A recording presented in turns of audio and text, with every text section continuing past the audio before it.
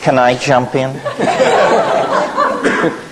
Well, first of all, let's just assume that I've responded to this with the usual rap about diet, mushrooms, so forth and so on, that if you know anything about my work, you have heard ad nauseum, ad infinitum.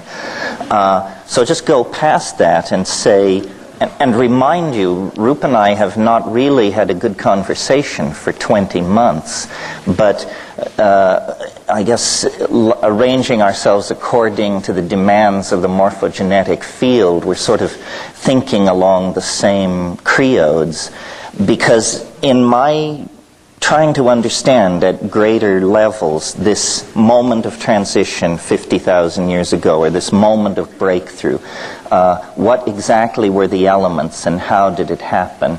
I've sort of come very close to this area that Rupert's indicating this morning, because I can't help but notice that a successful predator must think like prey, that there is this peculiar intellectual symbiosis that goes on between the predator and the prey.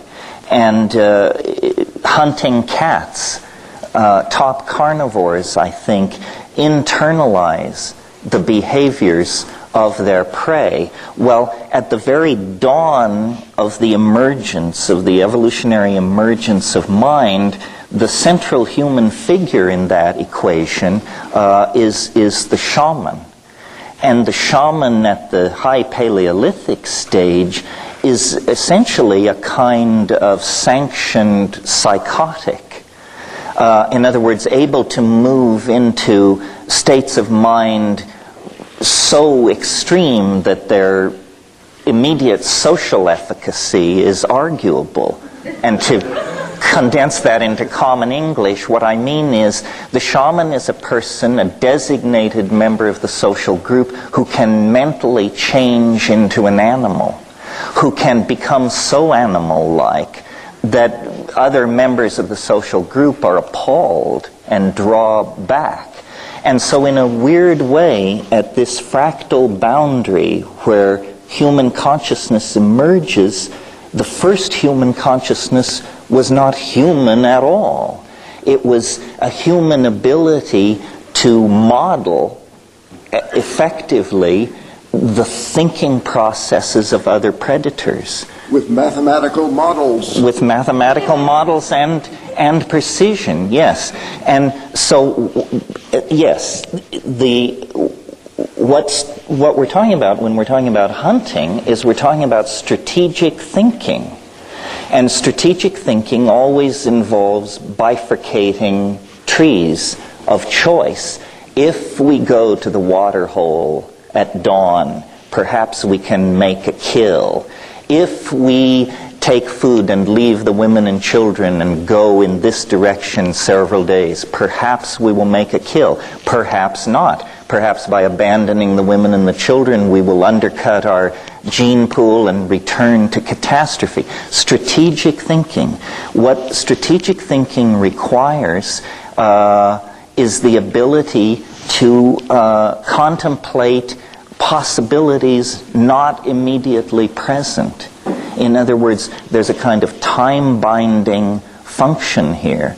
So I'm really not so much posing a question to Roop as adumbrating what he said.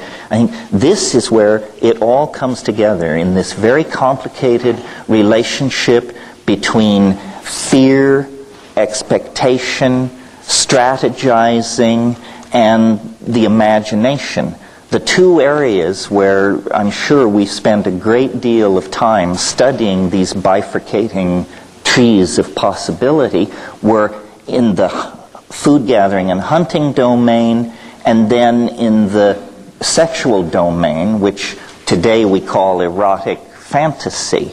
But in the high Paleolithic, erotic fantasy was rather closely welded to where your genes went and how your biological propagation processes proceeded. So the key whether you believe it was through the stimulation of psilocybin or through the aping of the behavior of other top predators that we aspired to compete with, whatever the causal mechanism, the domain in which the change was born and in which we will live until we leave the body behind us, is the domain of the imagination. I mean, this is what we created that is uniquely human and that has defined us ever since. And as this discussion today proceeds to look more into the future, I think we will see that as the imagination has been